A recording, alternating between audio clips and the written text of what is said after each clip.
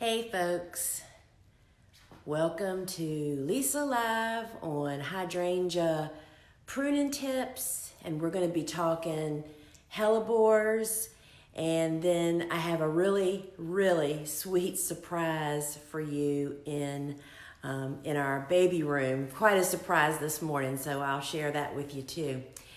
And so I have a lot of things I want to talk to you, and I'm doing things. First off, hey Daniel, and Daniel's a regular watcher. So Daniel, do you notice I'm doing this horizontally instead of vertically?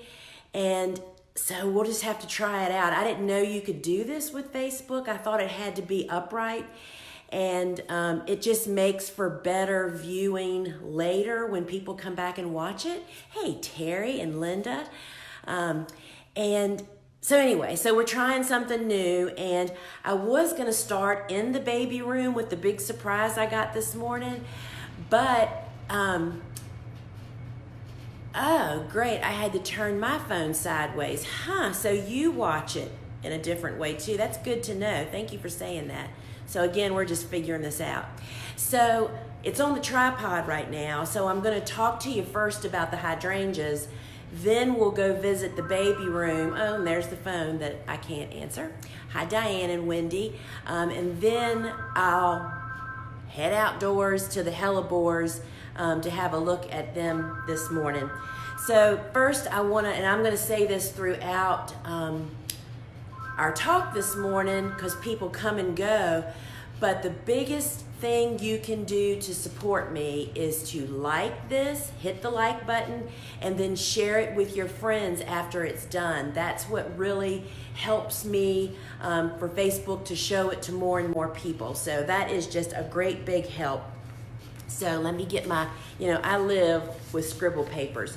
I bet I have enough of these little pieces of paper to fill a dump truck. I do keep them, but I just love writing on little pieces of paper anyway. So I want to talk about hydrangeas this morning because first off, they're one of our great loves.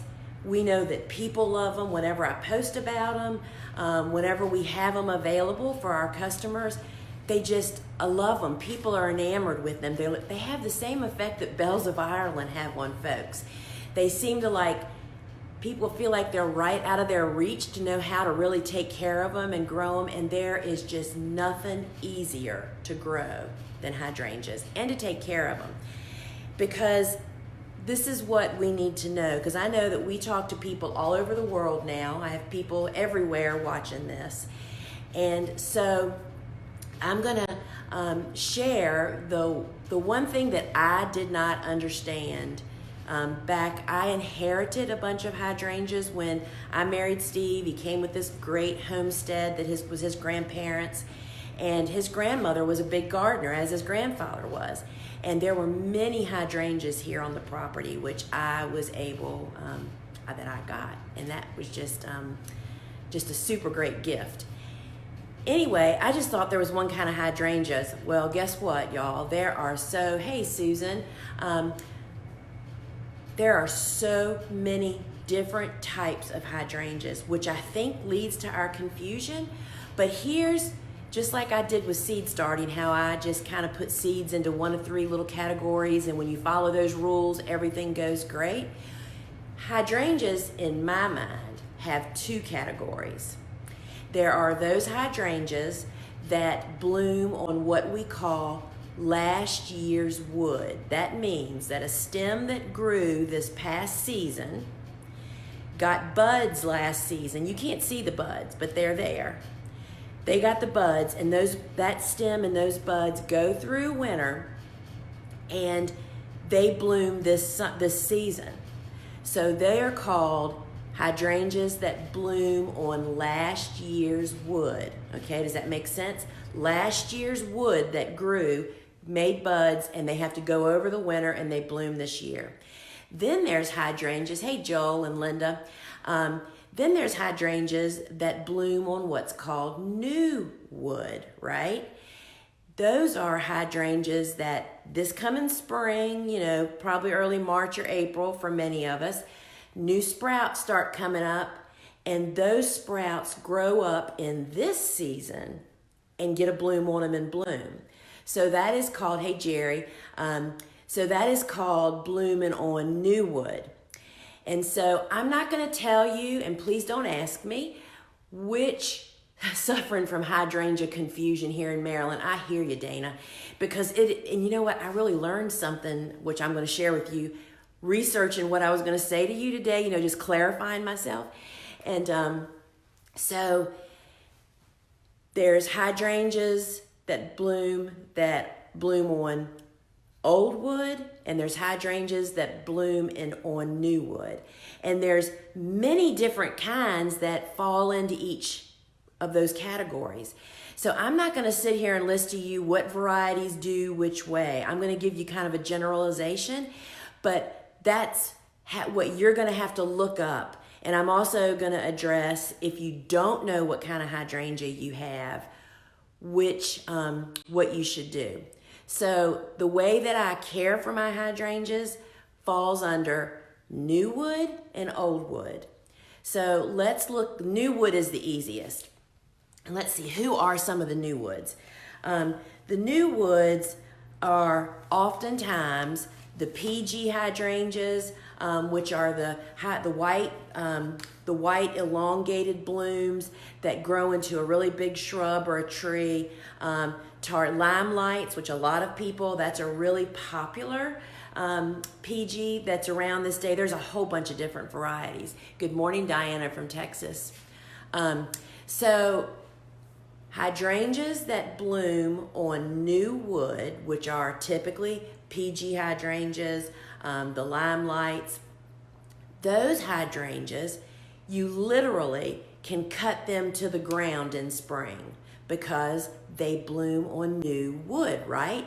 That wood is gonna grow up, that stem's gonna grow up, and it's gonna get a bloom, and it's gonna bloom this year. And I will, in my speculation and thinking about it, I lose track of time, but it seems to me that that group maybe are the later summer bloomers because they have to grow a stem and grow the bloom.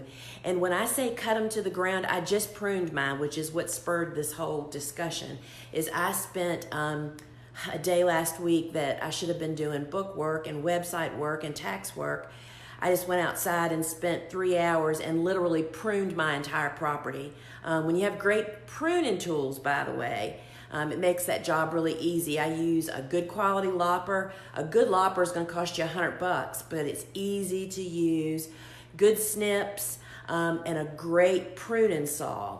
My friend, and I don't know if he's on here, Haas's Tools, my friend Greg, his company sells great quality pruning shears, loppers, and a saw. So check that out.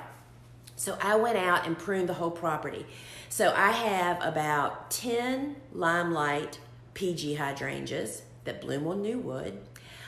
So I cut them, and then I have a couple of more mature PG hydrangeas that are called tardivas, which is just a different variety. It's like, you know how lace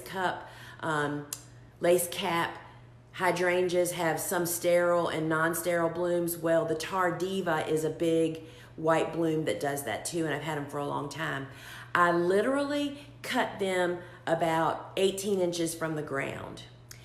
And so here's the little recipe that goes along with when you are cut. Hey, Cynthia she's got a pair of loppers on there. Hey, Mary. How close to the ground you cut a new wood hydrangea dictates, how can I say this, how many stems you get and the size of the bloom. For instance, and if I can find it, I'll try to post a picture on Facebook. We posted a picture on Facebook several years ago of the first year that I had limelights, and I had cut them clear to the ground. I mean, literally like this far from the ground, right down to almost ground level. And so that season, we got the hugest limelight heads. I mean, literally, I don't know how it looks on the screen, but those blooms were probably 12 to 18 inches long, and they were just enormous. Hey, Cynthia. And what I found that year was they were just really too big. They were easy to break right underneath the head. If I then learned from Dave Dowling, our faithful, confidant that tells us everything, he said, you just don't cut them quite so low to the ground and you'll get more stems with less size. So keep that in mind. A lot of times there are other new stem hydrangeas. I'm thinking Annabelle is one of them. I do like cutting them all the way to the ground so that I just get one strong straight stem. Hey, Sherry from the Ozarks. So good to see so many people. I see my neighbor here is here. So new hydrangeas that bloom on new wood, and you're going to have to look up if you know the type of hydrangea variety that you have, you just look that up. And I'll tell you a great source that I came across when I was doing this. There's a website called gardeningknowhow.com. They were really good to me and featured my books when they came out, and they really are full of a lot of good information. They have a lot of hydrangea information, and they listed all the different types there. You can check that out to see your variety. And another great resource is Fine Gardening. Hey, Cynthia from Ontario, and Lacey. So another good resource, I'm telling you this because y'all, I don't keep all this stuff up here. When the time comes for me to do a job, I just sit down and enter into a search engine, how to prune hydrangeas, and all this stuff comes up. But another great fine gardening tool that I like to use is how to pronounce botanical names. If you just put in a search engine, how to pronounce botanical flower names, Fine Gardening will come up, and they have you can just put in hydrangea, and it brings up so many different types of hydrangeas, and you might be able to recognize yours and find it there. So you have to figure out which type you have. Now, I did the new wood first because that is definitely the easiest for people to figure out. I will tell you the number one question I used to get when we used to do farmers markets, people, when we'd have hydrangeas there in our booth, people would come and say, my hydrangeas just don't bloom anymore. And then when you talk to them, you know what the problem is? Hey, Janice, is that when most popular, I think most of the old-fashioned, the ones that have been around forever in people's yards that were used for landscaping 30, 40, and 50 years ago, so a lot of us have them, they're hydrangeas that bloom on last year's wood. Well, what do you think people that are tidying up their landscape do in the fall? They cut them to the ground. And so what happens? They just cut off all of next year's blooms. So keep that in mind when you're thinking about that. So people, that's number one problem that people have is they literally have blooming on old wood hydrangeas and they're cutting them to the ground and cutting off all of next year's blooms. So I want to say this about new wood hydrangeas. So the other thing is that there's many of us that live, if you're in the United States or North America, if you live in winter hardiness zones, 6, 7, which I am 7, 6, 7, 8, 9, you can pretty much grow every hydrangea out there. I mean, you don't really, other than specific disease issues in your specific area, in general, you can plant both types of hydrangeas, new wood and old wood, with little problem. However, if you live in the cold parts of the country, and I know we have a lot of Canadians listening on here today, if you live in winter hardiness zones 5, 4, 3, and 2, then really your only option is to plant new wood hydrangeas, because, and you'll have to find those that are cold hardy in your region, because the old wood hydrangeas typically are not, the buds will not survive more than a zone 6 winter. So those old wood hydrangeas will probably live where you are, but you'll never get blooms off of them. So it's just so much easier to plant new wood hydrangeas when you live. Hey Rod, from Arkansas, how are you? He came here to boot camp. So if you are in cold regions, 5 and 6 is right on the borderline. Winter hardiness zones 5, 4, 6. You really need to plant new wood for sure. And hydrangeas, new wood hydrangeas will do really well on really large containers. So folks that are in really cold regions, 3 and 2, you just drag them in a garage or something in winter to get blooms for the next year. So I just wanted to point that out too, that old wood, which we're getting ready to talk about, typically will not bloom north of winter hardiness zone 7. But there are a couple, and I'll mention those when I get to talking about them. So let's talk about those old wood blooming hydrangeas. Hey, Mark Smith, you are late. You're usually the first one on. Hi, Rita from Williamsburg and Green Springs Garden Club. That's a local person for me here. And from Hungary. Oh my goodness, what is the weather like in Hungary right now? So let's talk about the complicated, but we're gonna uncomplicate it. I'm dropping papers. Sorry, I have to get it because Barry will eat it. Barry's at my feet waiting for us to go outside. So, old wood hydrangeas. Hi, Kim. Old wood hydrangeas are the classic, we call them mop heads, the big round balls, blue and pinks. They're very classic. And again, you're gonna have to look up to see what type of hydrangea you have. But what are some of the other old woods beyond the big mops? Something I learned today that I did not know, because I have never grown, believe it or not, oak leaf hydrangeas. And I learned hey, Patricia from Kentucky. I learned 2 pieces of information this morning that I'm stoked. I'm getting ready. I'm gonna add a whole row of oak leaf hydrangeas this coming fall, because we always plant hydrangeas in the fall to let them get well established. So I learned that oak leaf hydrangeas are in fact native to southeastern United States.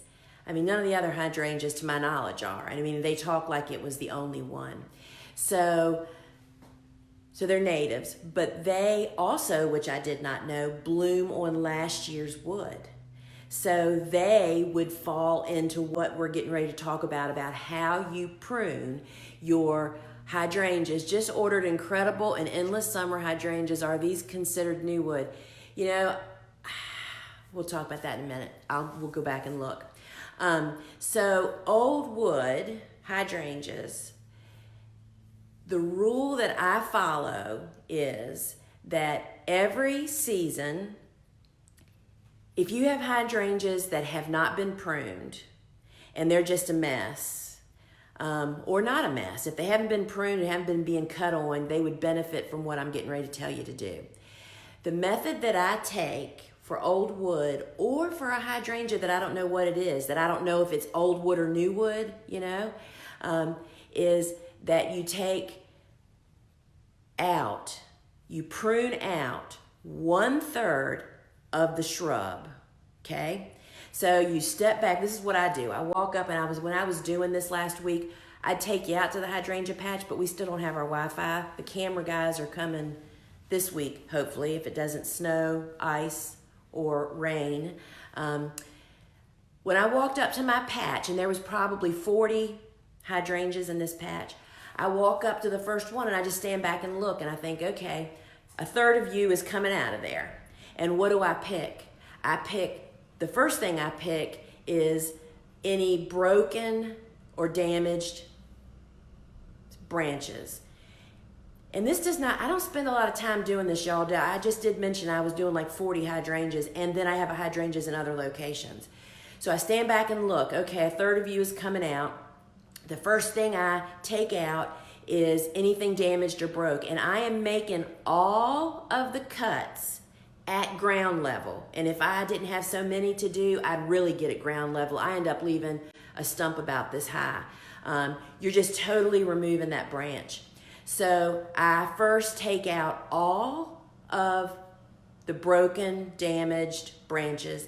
Then I step back, and when you walk up to your hydrangea and look at it, you can tell which are the old branches. You can tell ones that are probably grew last year. They are they don't have such thick bark on them. But you can just stand back and take a gander. Which are the oldest stems? Those are the next to come out. Cut them out at ground. All of them come out at ground level. I make the cut. And this is where a lopper really comes in handy so you're not bending over. So I take out the damaged, broken, and then I take out the oldest branches. And if that still has not taken out approximately a third of the stems, then I just start taking out something where there's some that are crossing over, right? That are just, you just want to kind of make the plant so sunlight can get in it, so air can get in it. All of this will lead up to more blooms, more abundant blooms, bigger blooms, and longer, straighter stems for those of us that are cutting them as cut flowers. Okay, so your decision is it old wood or new wood? Old wood, you're going to remove every, this is the time of the year you can do it, but I'll tell you what the perfect way, especially I know we have a lot of flower farmers on here. I kind of do my hydrangea pruning when I am also harvesting blooms. So let's just go back to last summer. Last summer, when I was cutting hydrangea stems, I don't just cut however long I need it. I make that cut all the way at the base, just like I would today when I went out there and pruned the hydrangeas that I just did not cut nearly all of our hydrangeas last year. So the pruning actually happens when you're actually harvesting last season. And then when the pruning season comes, which for me is January, February, there's just not nearly as much to do. I still may do some. But the point is, if you want to do some of your pruning when you're harvesting, you have to make that cut when you're harvesting like a pruning cut, which is all the way at the ground. And that works out really, really well. So let's see, I'm just looking at my notes. I already talked about people in the north. Typically zones 5, 4, 3 really can only plant new wood hydrangeas because the buds of the old wood get winter killed because of the low temperatures. And you know, I mean, I meant to look it up, but I didn't. 2 years ago, 3 years ago, for the first time ever, we had winter kill of our buds. We had no hydrangea blooms on our old woods for the first time since I've lived here for 20 some years. And I don't know how low it went. I think it went down to like 5 degrees that year. We haven't hit that yet. 15 has been our low here, I'm thankful for. So I'm just reading, my notes are a mess as usual. So I told you about the oak leaf. And it did actually also say on that website, gardeningknowhow.com, that oak leaves are winter hardy to zone 5. So you people that live in zone 5, that would be a great one. It's an old wood hydrangea, and that is one that will actually do great in your zone. PG hydrangeas, it says here, are hardy to zone 5 also. So those of us that live what we call in the South, anything below the Mason-Dixon line, which kind of runs kind of across the middle of this country, can grow, anybody below that can grow any of them. So I want to just talk very briefly about more about hydrangeas. I did have a question on Facebook about cutting them and making them last longer. We cut them, what is that? How old does a hydrangea need to be to start cutting it for the flowers? Well, Fawn, if you look at the advertisement I did for Facebook, for this Facebook Live, that image that I used, those are very immature hydrangeas. I We love them when they're just green and just getting a little bit of blue. And also, I have so many hydrangeas that we start cutting them the minute we can so that we can extend the bloom season for harvesting. So here's how we harvest hydrangeas. First off, I want to say that the mop heads, which are the old traditional blue, pink, lavender ones that many of us have that you kind of inherited or you planted, Nico Blue is a mop. We don't dry any of that. Well, we may dry some, but we plan to harvest all of them as fresh cut flowers. We don't ever intentionally dry any flower. That's a whole nother can of worms. So we start cutting them the second they look like we want. When it starts getting this big and it's big enough that we can use it for filler, even when it's green, white, whatever color. If I can get it to hold up, we're cutting it. So how do we get it to hold up? First off, we cut hydrangeas. I cut them before the sunlight hits them. So that means I'm harvesting hydrangeas at 6 a.m. in the morning. I harvest them into straight water. They do not need a conditioning product, in my experience. You do not smash, split, or we don't smash or split the stems. I just cut them and move on, strip pretty much everything off of them. And I do it before the sun hits them, put them into straight water, and they're brought in the building into our cooler immediately. And they crisp up just like lettuce. And something that we're adding to Flower Farming School, a video this coming year, is actually how I harvest them and bunch them to make sellable bunches and how to use them. It's really hard to describe without having a video.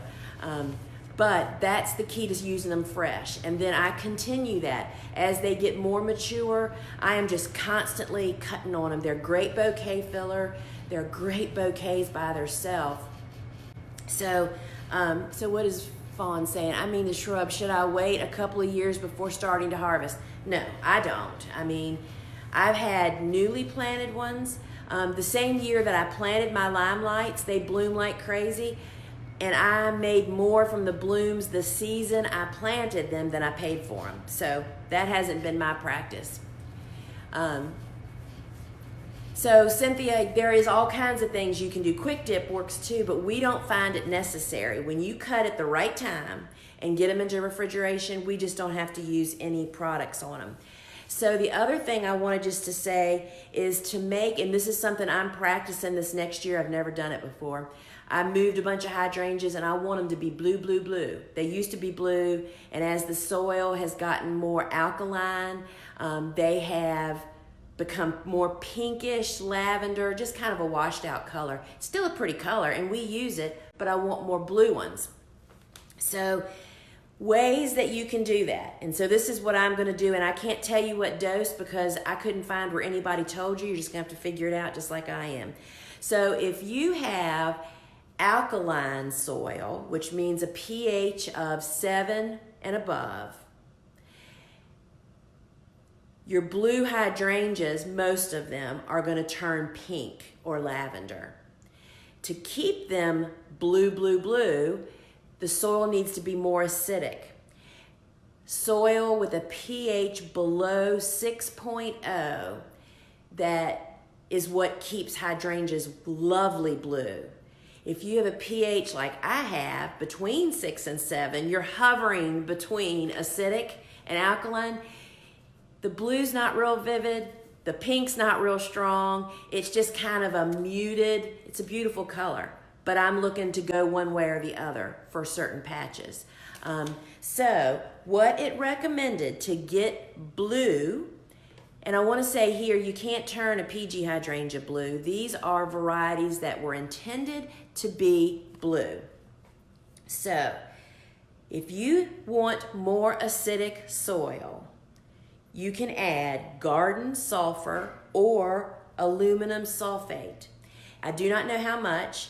I would recommend, just like I'm going to do, I buy from a farm supply store, Seven Springs Farm Supply or Countryside Organic here in Virginia. those people know about that kind of stuff. They'd like probably give you a jumping off point. And the other thing I read is this does not happen quick. If I put that down now, it may or may not even affect the season. So this is a really slow process. And I also want to mention that you can, we've always been taught and heard that pine straw and leaves change the acidity of the soil. And this past year or two, Cornell University did a study that said, in fact, that is true, but you'd have to have like 10 feet of pine straw or leaf mulch to break down to really change the pH of a soil. So I'm just saying to you, we can't depend on that to change the acidity. I think it's beneficial to mulch hydrangeas with pine straw and leaf litter if you want to make the soil more acidic. I mean, because you should mulch anyway. Why not use them? But you can't depend on them to change your color. But I did read, where's that note? A couple of other little things you can add. So here's my method of madness that I'm going to follow. I'm going to apply either one of those things, garden sulfur or aluminum sulfate. I don't know which, it'll depend on which one's cheapest and what they recommend to me. So I'm gonna do that. And then I'm gonna continue this journey by doing these other little natural things, using pine straw or leaf litter for mulch. And then I read on that gardeningknowhow.com website that other things that you can add to your under your mulch is coffee grounds, and to grind citrus peels, which is not happening here. I don't have time to grind anything. And then also eggshells really crumbled up. Those things also will slowly contribute to the acidity of your soil. So if you I did tell you that between 6 and 7 just kind of keeps hydrangeas mute. So I think that's all I want to talk about for hydrangeas, except to say that hydrangea means in Japanese, I understand, water vessel.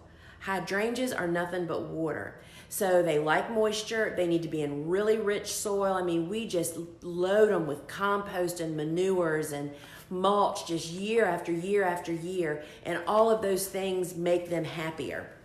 So that is all I'm going to say about hydrangeas. And the other thing, so they love water, they love great soil, and then they also love morning sun, afternoon shade for those of us that live where summers are hot. And they like food. There's nothing wrong. There are certainly organic fertilizers specifically for hydrangeas, and they will also help it. So I'm going to answer questions for this too at the end. I'm going to take you down now, and we're going to go into the baby room. And I also want to just remind everybody the thing you can do to help me the most that benefits our business is for you to like this Facebook Live, hit the like button, and then share it with your friends. That just makes Facebook happy with us, and they show our stuff to more people. So I really appreciate you doing that. And I'm going to try to do this without cutting y'all off. I'm taking it out of the tripod. And then also visiting our website and signing up for our newsletter. And I didn't do this. I wanted to show you guys this. Sorry, I know you're looking at the top of my head. We got these beautiful, and I know they're backwards because I'm on selfie mode, beautiful new bookmarks. And they're going out in our Valentine's, sorry y'all. It was great having Suzanne here the other day when I was doing this. Our Valentine's Day special is my book, Vegetables Love Flowers, with the seed collection. For $40, we're giving free shipping, comes with a bookmark. And that is a great Valentine's Day gift for your guy and your girl. Doesn't matter. I mean, anybody that's a gardener or a wannabe gardener. So I'm going to take you in here. Oh, my goodness, it is so warm in here. All right, I'm going to turn this around because I'm now being blinded. Where is the button? There it is. All right, gang. So here we are. Now I can see a little bit better. Let me get out of the sun. So I asked you to like and share. Be sure to go to our website and sign up for our newsletter. You get my free spring gardening resources, and you'll also be kept abreast of all of the fun stuff that is going on around here. So what you're looking at there is stock. And I just took these off the heat a couple of days ago, and then this is just too funny. Looks like somebody got a little distracted and completely forgot to sow those seeds. So we grow a bunch of different types of stock. We like cheerful and cats. And if you want a gratifying seed to start, stock is the one for you, because holy cow, they are just such strong germinators. So each one of these trays is full of 240 small soil blocks. You can tell I just watered, and I also treated with had our, I don't know where I put it, our seaweed fish. You'd think I could remember that. Seaweed fish fertilizer, so it's very aromatic. Good thing this is not a sniffing smell Facebook Live, because it's pretty stinky in here.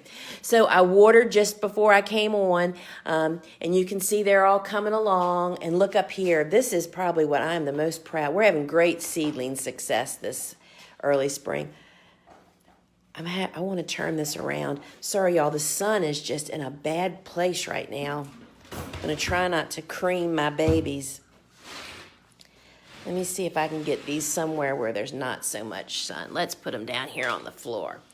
This is Ami Magus, and it's a tough germinator for a lot of people, but look, we had almost 100% germination, and they are just, or they'll go out in the garden February 14th probably, so about 2 more weeks. They're a little tender right now. As soon as the temperatures go above 30, we'll start setting them outside.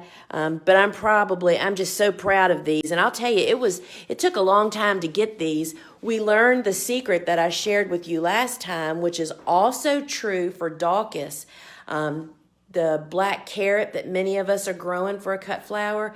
I put this tray on heat, the seedling heat mat, for 24 hours, and then I moved it just over here and set it on the shelf under the light just for convenience. And over the next week, they sprouted like crazy. And here's the status. This is the puniest little seedling until they start growing. They didn't have such great germination. That was old seed. This is the Daucus, which you all saw this a couple weeks ago. This is really slow germinating because it too does not like it too warm. So and they're kind of dark, so you can't see them. There really are a lot of seedlings in here, and there's a bunch coming up back there. Again, 24 hours on the seedling heat mat, and then just sat them over here on the shelf, and they did great. Look at this. Another, what kind of stock is this? This is Sunset. I forget which variety that is. But they just have great germination. It's just amazing. And then there's straw flowers. We always struggle with straw flowers. This is not a bad show. I'm hoping that the blocks, there's bunches that are just starting, but I'm hoping the blocks that don't look like they have anything are a different color. It's a mix. And sometimes they're slower. And look at our little billy balls. We love that stuff. And eucalyptus, he too is hard to see. We probably got 50 or 60% germination in here. Slow grower, y'all. That's what makes eucalyptus hard to grow. And then here is Sweet William. Now I want to show you the surprise I got when I came in here this morning. Do you see those trays down there? This is how we start bupleurum in early spring, because it's too cold to direct seed them as we do in the fall. The fall conditions are perfect. Kind of warm days, cool nights, that's what bupleurum lives for. Hard to start them inside that time of the year because it's just too warm in this room. But this time of the year, when it gets kind of cool in here at night and I keep the room a little cooler because I'm starting all these cool flowers, right? So we sow bupleurum in 128, you're gonna hear my knees crack, 128 trays. And so the secret is this, and I've told it so many times, but I'll tell it again, that what we do is we fill these trays with potting mix. We do use the same that we do for soil blocking, the organic blocking mix. And we wet it really well, water it in really well, and then we plant the seeds on the surface of the soil, because bupleurum needs darkness to sprout, but they need a lot of oxygen. So if you were to cover them in soil, they just tend to not be a strong germinator. However, what we've done is we plant the seed on the surface of these trays, then we cover the tray with another empty tray, and look at all those babies. So then you cover this tray, and for 2 weeks, I have not touched these trays. Bobo didn't write on these trays when she started them. So she watered, she planted the seed, we covered it, and it's been sitting on this shelf. No, you can see how dry some of them are.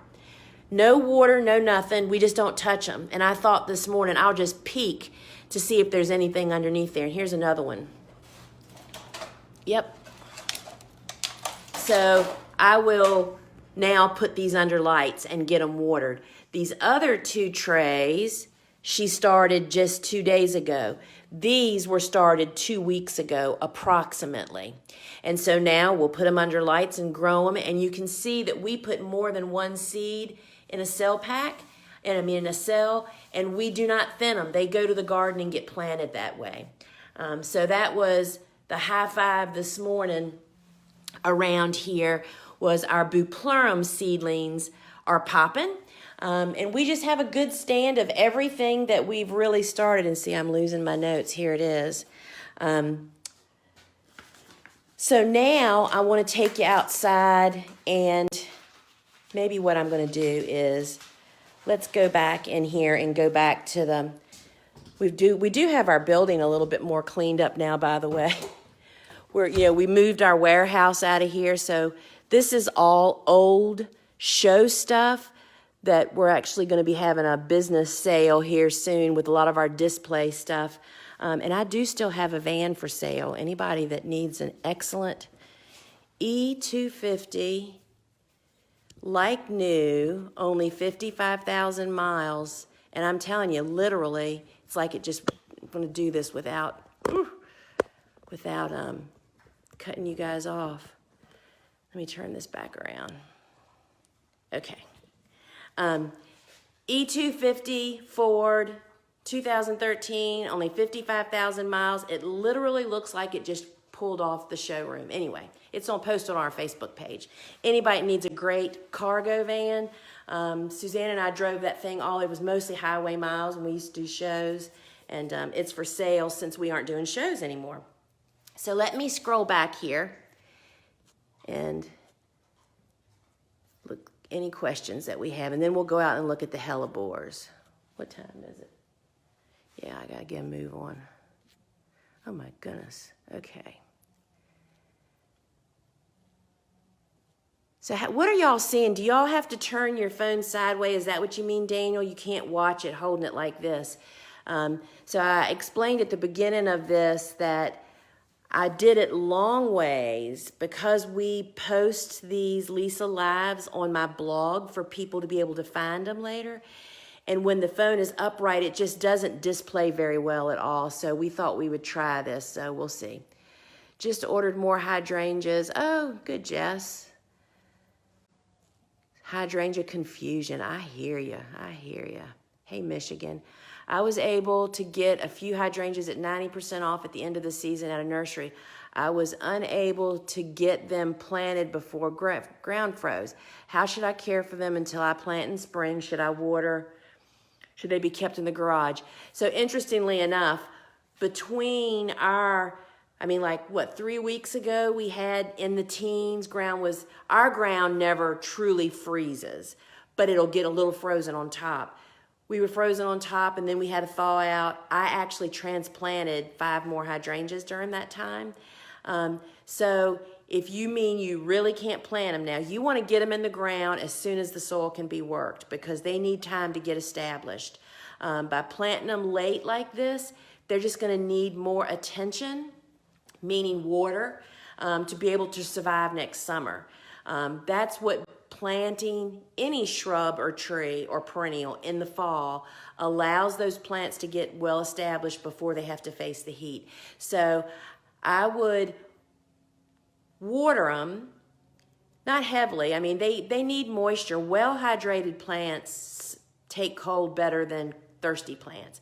So I would take them out on a warm afternoon, water them really thoroughly, and then I would leave them out unless it's going to drop below 30 degrees at night. Why torture them, right? Just drag them in your garage. But I would get them back out as often as you could. I'm just reading the question. Hello, Nebraska. Will you discuss endless summer hydrangeas? Well, I am, as I have mentioned, that I can't really talk about varieties. There are so many different varieties. I don't know whether endless summer is, I don't grow endless summer. I know that my mother had one. I almost suspect, I don't know. I don't want to speculate. I don't know if that's an old wood or a new wood. You just need to look up, put in a search engine, pruning endless summer hydrangea, and it'll come up right away and tell you. Hello, Georgia. Okay, I'm just looking. I know there was a question in here somewhere. Oh, so Janice says, the Hydrangea in the North by Tim, I won't kill his name and say it, it's written here, is a wonderful resource for folks in the North. So that's good to know. So there's people, I mean, hydrangeas are huge assets for landscapes and flower farmers. So it's worth trying to figure it out, you know. And good morning, Washington State. Pruning today. It is an awesome Saturday here. Let's see. Hungry. Oh, there's that again. Just ordered incredible and endless summer hydrangeas. Are these considered new wood? I cannot answer that, Jessica. And I didn't have good luck. Incredibles, you might need to net those because the blooms get so big that the rain takes them down. Is there a particular color in demand? So Yvonne is a flower farmer asking that. I would say that in all flowers, the most universal color that I find that's in demand all the time is white. I mean, our commercial customers would just take them all the time, and our members only market customers, white just makes everything beautiful.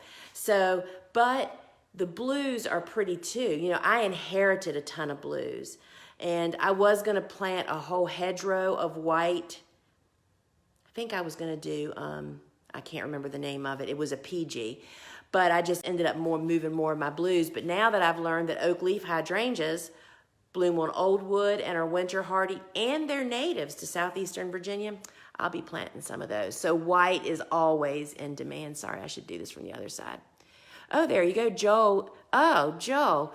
It says it never bloomed. I have a native oak leaf, never bloomed. I also read that oak leaves can take a little more sun. So all hydrangeas need at least 4 to 5 hours of sun a day to get good blooms, and that should be morning sun. I established my hydrangea grove where it is, under these huge towering pine trees and oaks, not oaks, maples, because they get morning sun till about 1 o'clock, and then all afternoon they're shaded by those trees. And then the other thing I would think of, Joel, is it blooms on last year's wood. Did you cut all this year's blooms off last year? So that's what you have to think about. More sun. Oh, there you go. He says, I've been pruning it so wrong. So he already realized the problem. Are lace cups old wood? Lace caps. I always call them lace cups. If I remember right, but you cannot quote me on this, you just need, again, put in a search engine, lace cup hydrangea pruning. I'm almost sure they're on new wood, so you would cut them down. Can hydrangeas be planted in a canopy of hardwoods? Yes, But you have to know that hydrangeas are thirsty and hardwoods suck the life out of things. So you don't want them right up against it. Mine are probably 20 feet away. And we put down a deep layer of manure and compost and planted them down into that. And we're constantly throwing leaves on it. I mean, we're constantly just building the soil for moisture retention. And that really helps them. So yes, hydrangeas do grow. Hey, Allison, do you harvest hydrangea babies at this time? Do you mean blooms? I'm wondering. There aren't any blooms, but thing about babies, you can take a hydrangea branch that's on the bottom of the plant, and that's the other thing when we talked about harvesting old wood. The first thing I look at really before I cut the broken ones is if the bush is like this and all of these branches are everywhere, I typically cut a skirt, because those lay down the quickest. They're usually in my way and I'm stepping on them. So I'll usually cut a ring around the bottom and get rid of those that are going to be the first to lay down. So we do harvest baby hydrangea blooms as they're just beginning. I keep forgetting the camera's on that side. How old does a hydrangea need to be to start cutting it for flowers? I think we already talked about that I cut when they get a bloom, I take it. The bloom sucks the life out of a plant, so it would only benefit it. I see my camera's not high enough. You're seeing me. I mean, the shrub, should I wait a couple years? Really depends on how happy and healthy it is. And then Cynthia was telling us about, there's a lot of remedies you can dip stuff in. Is there a hydrangea alive that is deer resistant? Do you want to hear something? And I shouldn't even say this. We have a deer trail across the back of our property. I mean, we see them every morning, how they go. They don't touch our hydrangeas. But I used to spray my hydrangeas with deer spray. And I'm wondering if they remember that. I'd spray them. Spray them a couple of times and see if you can't get them off there. But no, not that I know of. I have someone putting them in dahlias and let me see if I can read the rest of this. I saw someone putting them and dahlias in 160-degree water to preserve them longer right after cutting. Have you tried that? No, I don't try that because we don't find it necessary. Again, we do not do any heroics here. We don't have time. We're cutting thousands of stems of flowers a week and then doing everything that has to happen after. I find that cutting them at 6 early in the morning before the sun hits them, for me that's 6 a.m., cutting them in straight water, bringing them in and getting them in the cooler, they do. I mean, our hydrangeas probably last 2 weeks, Ladies will come in and say, I still have last week's. My grandmother swore by using old coffee grounds. Coffee grounds good for a lot of stuff. Should limelights be planted in full sun? Good question, Joel. I do understand that PG hydrangeas and oak leaf hydrangeas, and a limelight is a PG, can take more sun. But if you give it more sun than that 4 to 6 hours of good morning sun, then you have more chance of the blooms getting burnt faster if you don't cut them all quickly. Do you know what I mean? So the longer they sit out there, they bloom. And you have a whole bunch. So you cut a quarter of your crop the first couple of weeks when they're fresh, and then you're moving along. If they're in hot, Barry, what are you eating? The dog is eating old flower stems. She's protesting because she's on a diet always. Hey girl, come over here. So the more sun a hydrangea gets beyond its 4 to 6, the more likelihood that the blooms are going to get burnt up before they can age and get that beautiful different color that happens to many of them. So I don't know if the point of the question was, can you put them in deeper shade or more sun? But the 4 to 6 hours of good sun a day is the recipe for hydrangea. New cut, dip in lemon, and put in hot water. So she's just offering, there are ways to bring them back. And I'll tell you, I've also taken, you can also, dip hydrangeas that are wilted. So a hydrangea that I do my stuff on, and the next morning there's a wilted one in the bucket, whether it was out of water or whatever. Quick dip it, does the same thing. Oh, thank you, Daniel, for that note.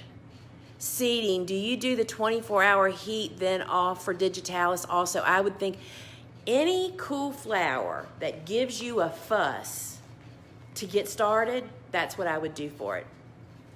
Oh, good. Thank you, Jennifer. If you don't know which, how can you tell?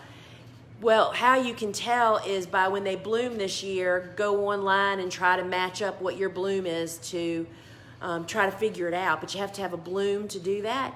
But if you don't know what you have, I would recommend the old wood pruning method, meaning take out a third of the oldest, laying down, broken, oldest wood. That way, if it's old wood, you saved stems, and if it's new wood, it's going to send up some new ones. So you'll have to pay attention.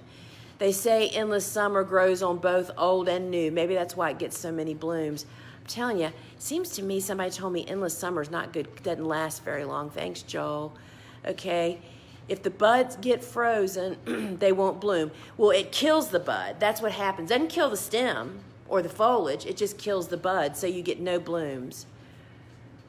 Okay, so Allison clarified, growing in the soil at the base. So if you want to start a hydrangea plant off of your hydrangea plant, I think this is what Allison is asking. She's one of our flower arrangers here locally. Is that you can just take a little knife or a pair of scissors, and if this is the stem, I would just scrape an area, and this is what my mother-in-law does. You know how grandmas do. Scrape that and then just put it down in some nice rich soil and put a brick on top of it and leave it for a year, and you have yourself a new baby. And yes, now is the time you could. I actually did that when I was transplanting the other day. I chopped some. You just cut the branch off of the big plant and you have a little plant with roots. Can you begin a grove with stems? Can you begin a grove with stems? I'm wondering if she's thinking about cuttings. I started mine with plants. It's just a lot of plants. A grove is just a fancy name for, I put all my hydrangeas together. Yeah, milo-organite, which I do not use in my garden. I don't like to put it on the soil that I own, but we used to broadcast it with the permission of the farmer next to me all around the perimeter of my farm to keep the deer out. It definitely does work. What's about there? Those aren't good for northern climates. I don't know if that's a new or old. When should I transplant my hydrangea? The best time to transplant is always in the fall for everything that lives more than a summer. I have endless summer under a pine cover, and they're beautiful all summer. That is the dream for hydrangeas. That's what my grove is under. Big loblolly pines. That's their natural place. Oh, Joel, I'm so glad to get to meet you. Wait a minute, let me go back up here. Endless summer under the pine trees. That is where hydrangeas were made to live. Thank you. This is the best way to learn.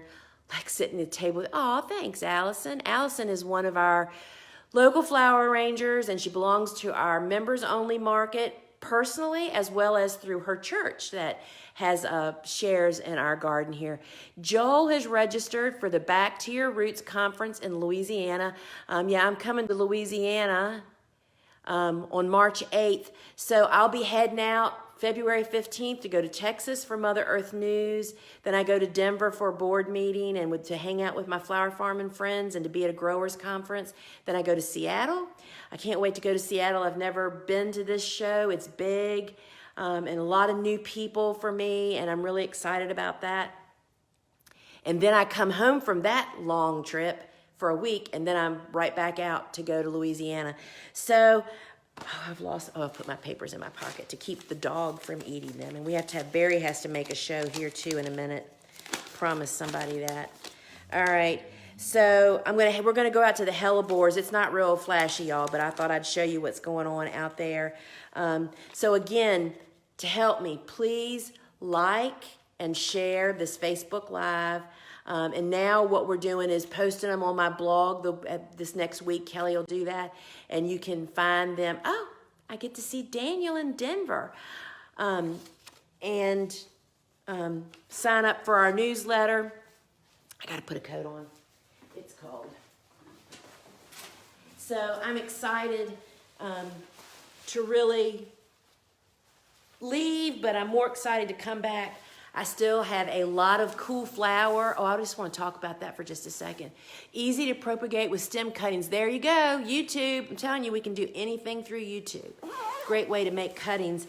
And for people that are worried about their cool flowers, for me, I'm not even looking under the covers. Scariest thing a farmer can do in the middle of winter is to look under the covers. All right, let me get this off here without cutting y'all off. All right, so I'm gonna turn you around now, and there you go. Good point, Joel. He says to only propagate from non-patented varieties, and some people may not know what that means. So there's cool flowers out there, frozen solid. That means when we get new plants, new seeds, new lilies, new stuff, somebody spent years working on that, and they're patented when they first come out. That's the only way those people get paid, right? That's why they're pricier. So it is illegal. The plant police will come to your house and take your plants. I know people that's happened to, so I'm serious. So things are kind of a mess back here, and everybody around here seems to be cutting down trees. So my Lenten rose patch is not very impressive right now, but I will tell you from this is about, I'm guessing, a 30-foot circle, and I gross several $1,000s from the stems that this mature patch produces. And I have two different types of hellebores. I have not been intoxicated by all these new varieties of hydrangeas. They're just so expensive, and when I learned that many of them have sterile seeds, meaning they don't reproduce. Everything you see here came from the first 3 plants I ever bought as a new gardener 35 years ago.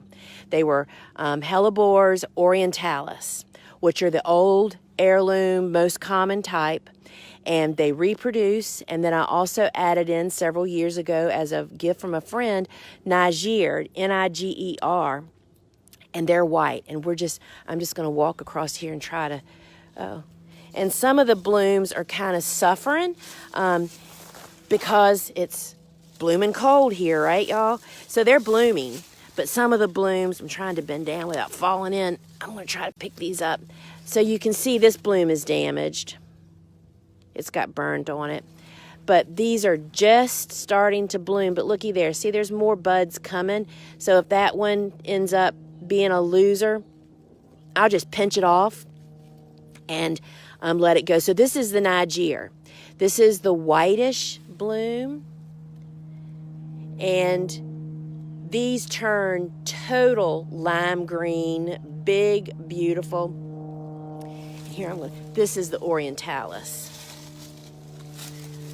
This is how they start out, in the pink.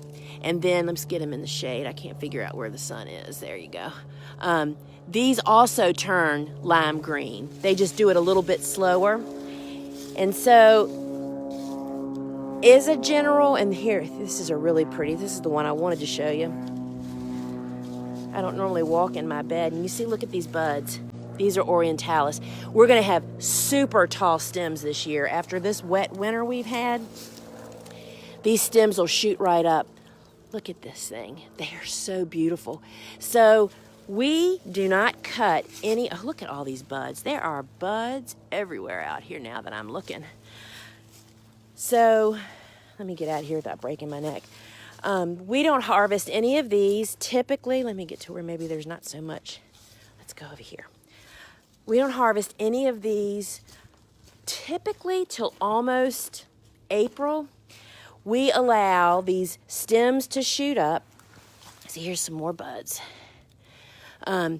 These stems to shoot up, the flowers to open, and for all those little sepals to fall out, and these seed pods to start to develop in the center of the bloom. And when they're at that stage, they last forever in a vase. That is when our florists love them most. When they're fresh, see how you can see that one little white flower right there? How his face is heading down? That's their natural stance until they start to develop seed pods. Then they bring their heads up. They open wider, they put their heads up, and they have the seed pods. And by then, these stems, I would not be surprised if we don't have 30-inch Lenten rose stems this year. And so let's just look. Everybody always asks, oh, do you prune yours? Heck no. Here's a great example. So this is what has started. This started growing in probably November. This is last year's foliage. And see how it just kind of naturally lays down? The new stuff shoots up from the middle, as does the buds. And the old stems just lay down. I mean, there's years of old stems in here. And all of these reseed. Let's see. Okay, here we go. This is a baby Hellebores. This seed was dropped here probably last spring, sprouted into a baby, and started growing late summer, went through the winter, and this explains why Hellebores are expensive. It takes a couple of years to get a sellable plant. I just see buds everywhere sitting here. So they're just everywhere. We have carpets. I just dug up. See that whole area right there? You see my rock edge? This rock border right here? All of this reseeded in the last 3 years. So I'm digging them up and moving them to other places. So Hellebores are deer resistant. They grow at the base. Look at this. This is the tulip magnolia tree that is so grand in spring.